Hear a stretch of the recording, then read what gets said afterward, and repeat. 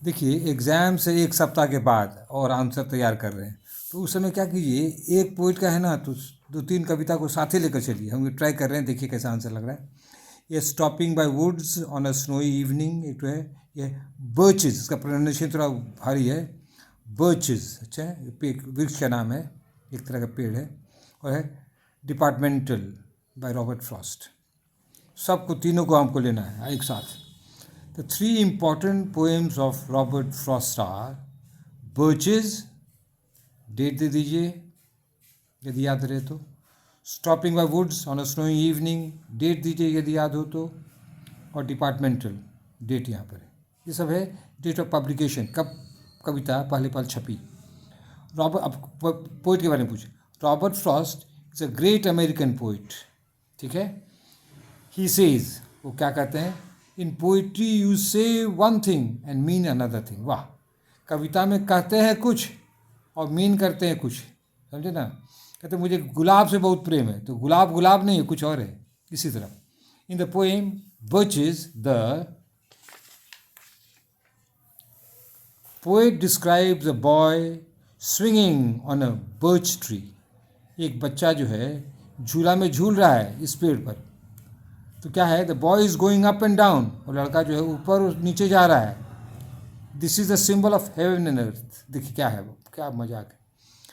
ये बच्चा ऊपर जाता है झूला, फिर नीचे आता है, और झूलने के क्रम में क्या हो जाता है, ऊपर नीचे जाता है। तो ये ऊपर का सिंबल हो गया हेवन, और नीचे का सिंबल हो गया अर्थ। EARTH होना चाहिए ना, अर्थ। कुछ गलती हो जाती है, आप लोग ध्यान दीजिएगा। अर्थ, EARTH, हेवन अर्थ, ठीक है। अच्छा, the poet wants a happy life on earth.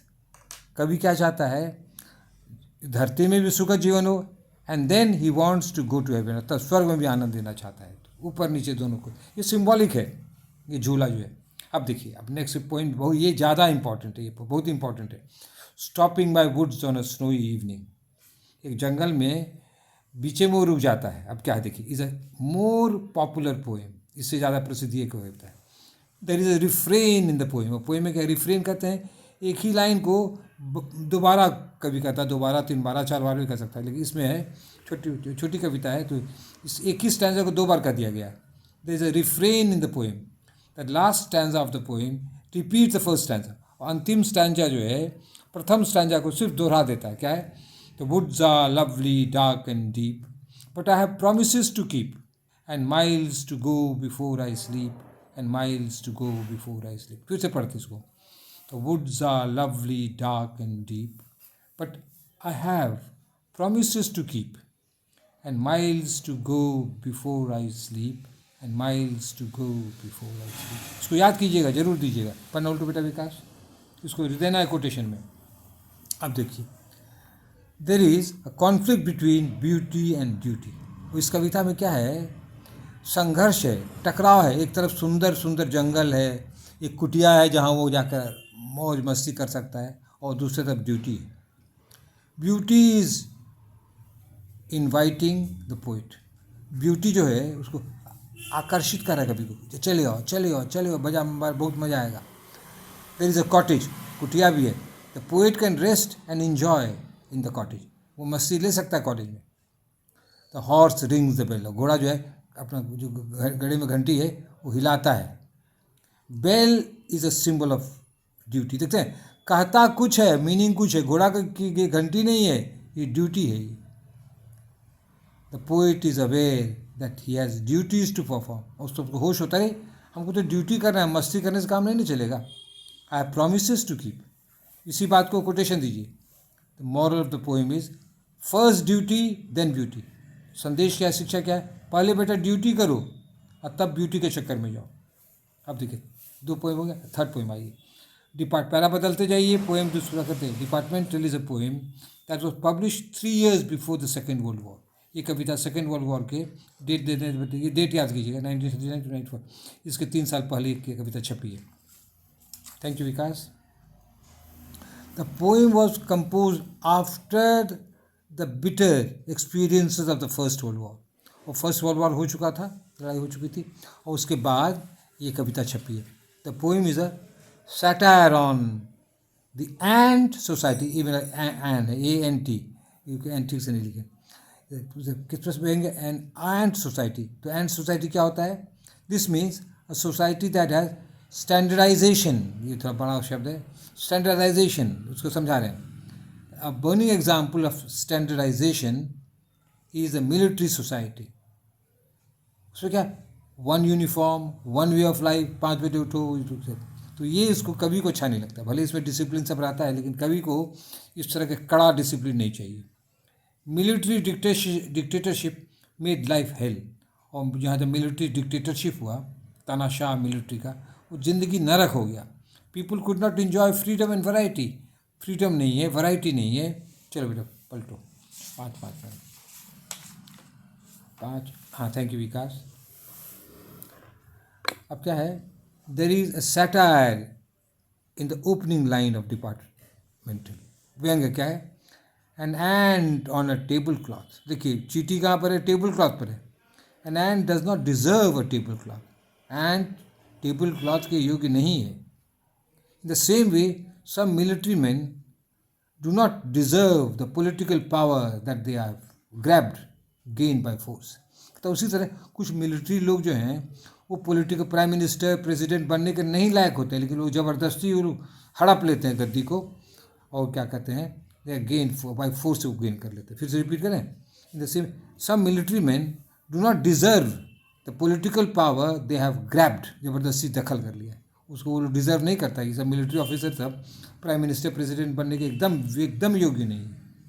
देखिए अब क्या है, आफ्टर ये कवि का कहना है, after discussing the contents of the poem let us discuss the style of Robert Frost. बहुत इंपॉर्टेंट, देखिए कविता में भी दो चीज़, कंटेंट क्या कहा, कैसे कहा, हम लोग स्टाइल को डिस्कस करें।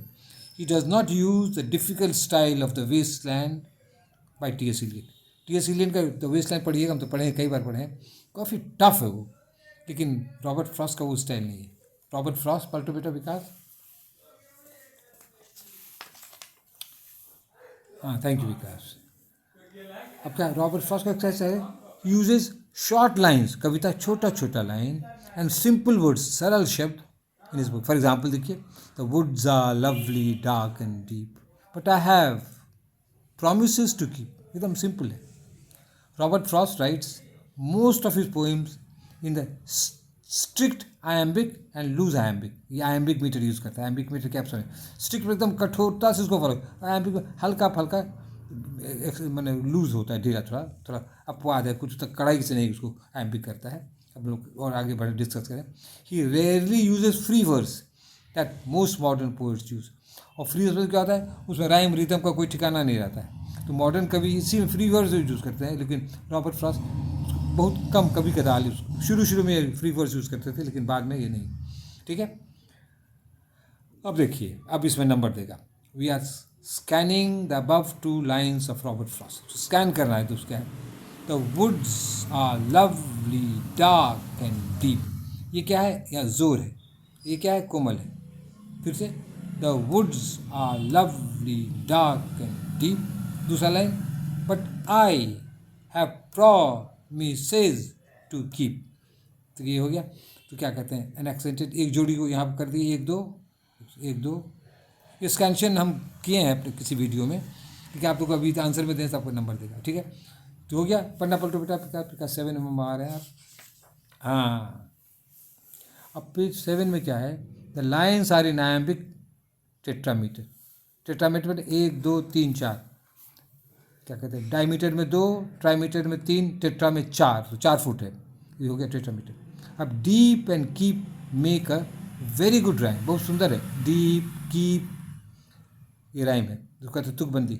सम राइम्स मेक सच राइम्स, इस तरह का राइम जो सुंदर सुंदर राइम है, such rhymes make the poem musical, इसे संगीत में हो जाता है। It is easy to remember the lines of Robert Frost.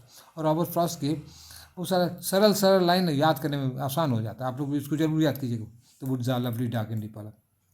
ठीक है, to conclude, in content and style birches stopping by woods on a snowy evening and departmental are successful poem. That's all, thank you. और तीनों को मिला के कीजिए, क्योंकि exam नज़दीक है, अलग अलग लिखना मेरे लिए अभी संभव नहीं है। ठीक है, यदि अच्छा लगा हो तो शेयर, सब्सक्राइब और लाइक कीजिए। यदि ख़राब लगा हो या कोई दिक्कत हो तो खबर कीजिए। WhatsApp number 8210297332, retired professor BK Mishra, और 8434291664। विकास रेलवे में ऑफिसर है।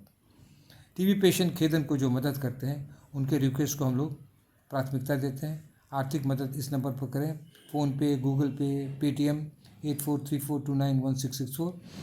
We give priority to those students who help our TB patient खेदन on the numbers given above। ठीक है, दैट्स ऑल, थैंक यू। अब खेदन बहुत इम्प्रूव कर गया है, लेकिन फिर भी थोड़ा बहुत मदद करते रहिए, हिम्मत दीजिए हम लोगों को।